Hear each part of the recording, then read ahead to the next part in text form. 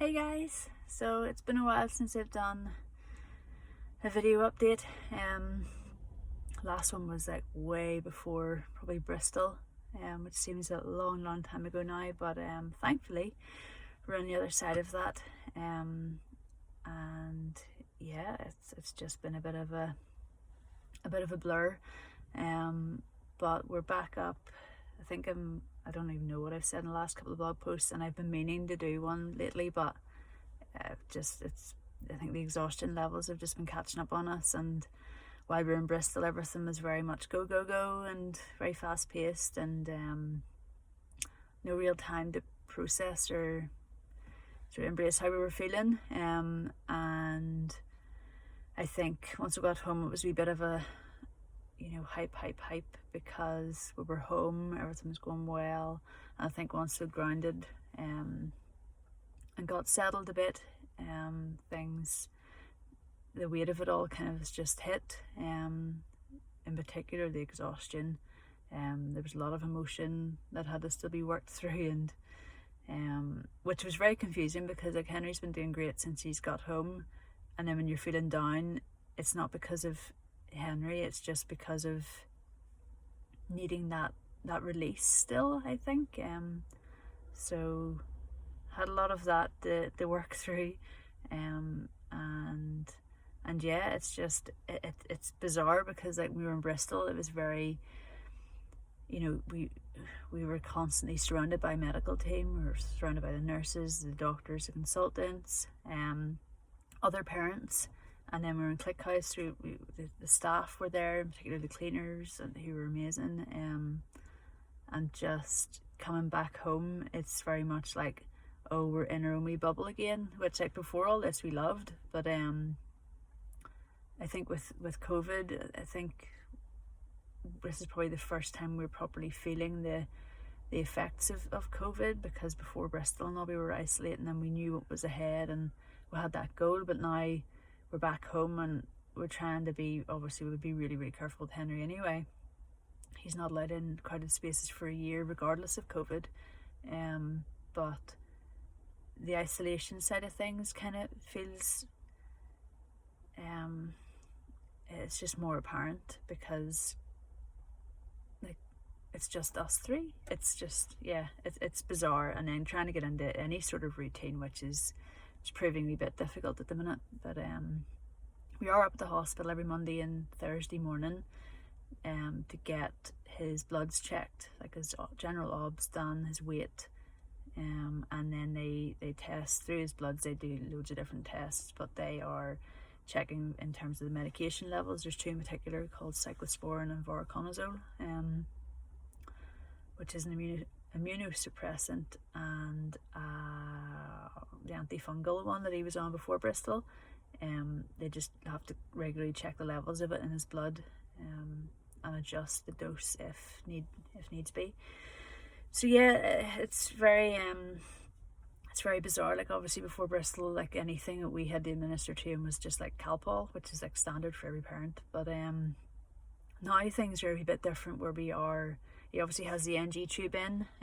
He got that in Bristol to help with his feeds and his meds.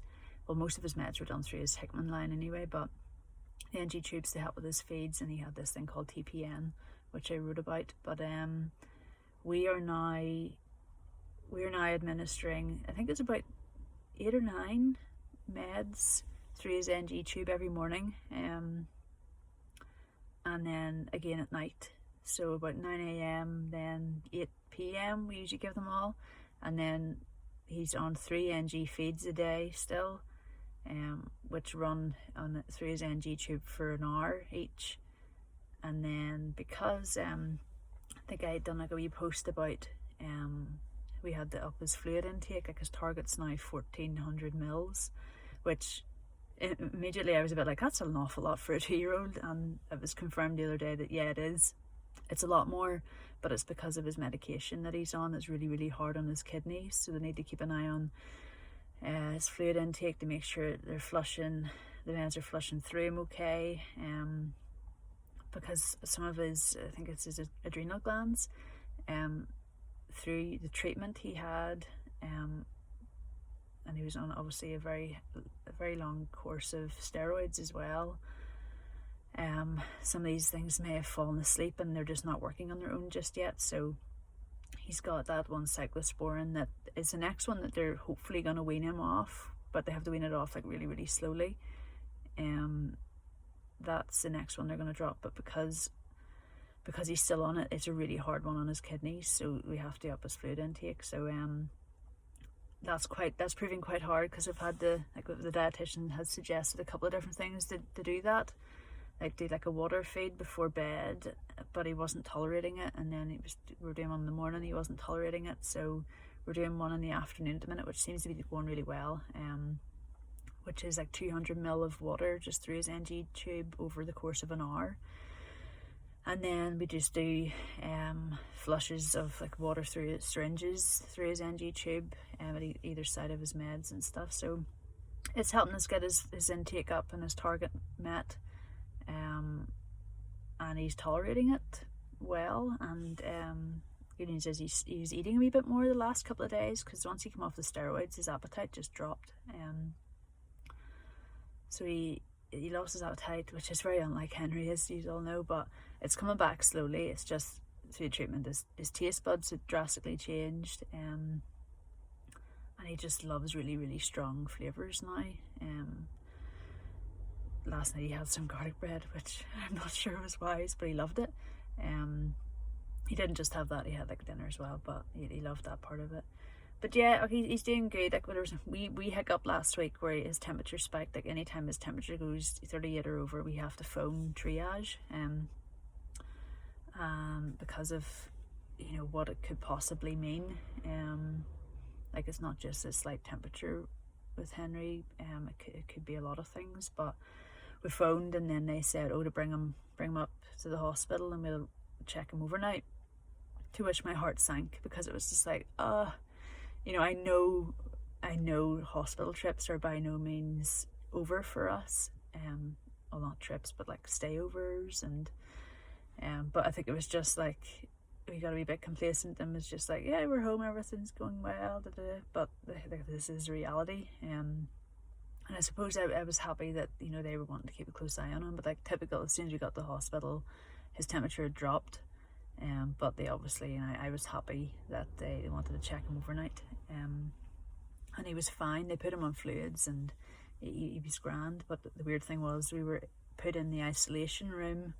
We were in last October. It's crazy, like last year, when he was diagnosed. So when we went into that room, it was very strange to start with, because all of that kind of came back into my head, like let alone he's being checked here overnight because of this temperature. But just thinking, like it's been nearly a year since that kind of bomb dropped, and yeah, it was just being in the room where we were sitting and sleeping, trying to process all that was just weird. But he done really well that night. He's going through a phase where he doesn't like sleeping on his own. He actually likes me sleeping beside him. But we have to remember he's a typical 2-year-old too, so everything that comes with being a 2-year-old and everything he's going through, like he's doing amazing. Like the strength he has is just, it's knocked me for 6 throughout this whole thing. Like we were only in Bristol for 10.5 weeks. Like that is a very space of time in comparison to the other kids. Like I think the average now is 5 or 6 months, and his engraftment's still sitting at 100%. The donor was obviously an extremely good one, and I'm always praying that I hear of other families looking for their donor matches still for their little ones, and it must be so tough, because we weren't in that scenario. We were in the scenario of Henry had so many. So I just pray that people register, and these are the ones that are waiting, that it's serious. Like obviously can't wait that long. These treatments are quite urgent. So I just hope they find their donor matches, because Henry's was, whoever this person is in Germany, they basically, and the medical team, they basically saved Henry's life. So we are very, very thankful, and just hope that all the other wee little ones that we met and are coming in contact with, like, we're so thankful that we are meeting such amazing people through all this. I just pray that the wee ones get through it so well as Henry has. So yeah, he's on these meds for, most of them are for 6 months. So 6 months post-transplant, which takes us up to the end of January, I think. But you know, that doesn't. Anything can happen. You know, he could come off, like, he came off with steroids, and he got a wee bit, not poorly, but just out of sorts.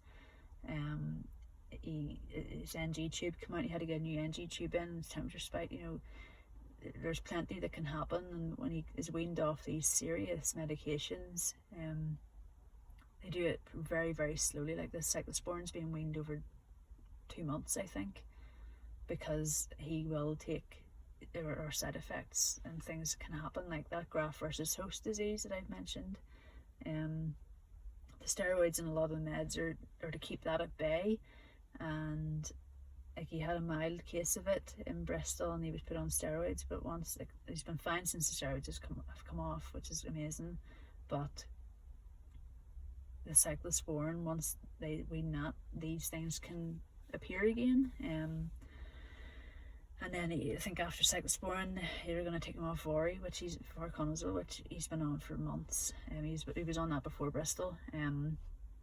So we don't know how he'll act to that. And then the other ones will be reduced and stopped as well. Obviously, we're looking forward to the day where he doesn't need his NG tube, or his Hickman line, which would be amazing. But I need to remind myself not to look ahead too far. I think the other day I was it's awful to say, but I was feeling a wee bit impatient, and just like, we've got through a lot. God's brought us through so much, and I guess my eyes kind of drifted off him for a bit, and I was just like, right, okay, more waiting. I kind of, you want to get to this part next, and I guess we just need to keep grounded and enjoy the fact that Henry is doing so well. When we hear other stories, he is doing amazingly well. And just be thankful and take each day as it comes, and just enjoy being together again, because that was 10.5 weeks not really being together as a family. It is tough. And you know, all we have to do now is just keep Henry happy and safe and well, and you know, be everything he needs us to be. And you know, everything else can kind of wait. We need to still protect our mental health and stuff as well, and we obviously need to keep as healthy as possible, because COVID's a very serious thing. I know there's a lot of people that are relaxing about it, and you know, it is real. It's very dangerous, and we have to keep as safe as possible. I think they're talking about maybe just Henry coming up every Thursday morning, because him being exposed twice a week is a bit much. But we'll see. I think they want to keep a close eye on him because of the fluid intake and what happened last week. So I'm kind of thankful for that. It kind of reassures us when we're coming up twice a week. So yeah, that's where we're at. I did say I would do like weekly blogs, but you know, it takes a lot of energy to sit and type them, and because of Henry's, like, he isn't going down to sleep like he used to. Like, he went down to bed at 7:30, 8, and that was him. At the minute, he goes down, and then half an hour later he wakes up and he wants brought up to the living room again, and then he wants to come into our bed. So me and David we're happy, and as long as all three of us get asleep and Henry's happy, we'll do whatever it takes. But you know, parenting, we will eventually have to start breaking that and get him back into his own bed. But we'll cross that bridge when we come to it, because the main thing at the moment is get him through this treatment. But yeah, we don't really have that much time sort of free, and you know, I do want to keep you guys updated, because I'm so thankful for all the messages, and you're checking up on Henry and us, and we love you all for it, because you know you've got us through this as well as God. You know, you're praying every step of the way for us, and we felt it. So I like keeping news up to date, and I strongly believe this Conquer thing is God's, and I guess I want to do all I can through it for him and show what he's doing. But I very much don't think he wants me to burn myself out through doing it. So I might do try and do vlogs every couple of weeks. But if there's something sort of urgent to come up for like prayer or whatever, I'll let you guys know. But yeah, in general, we're doing great. Just tired, but that's it's expected. But we're getting through it, and Henry's doing amazing, and he's nearly walking again by himself as well, which is amazing because he didn't want to walk at all in Bristol. So yeah, I don't think there's anything else to report. He's getting his bloods done today, so hopefully that's good news. And yeah, we're gonna just get back home. Might do our tradition of stopping at Guilt Trip for coffee and hot chocolate and donuts, maybe. Maybe on the way home is our usual sort of standard thing, and then just we chill out for the rest of the day. But yeah, that's all that's happening at the minute. Still very strange being this side of Bristol. Like, anytime I've been at home, I've been sitting waiting for Bristol to happen for 8 months.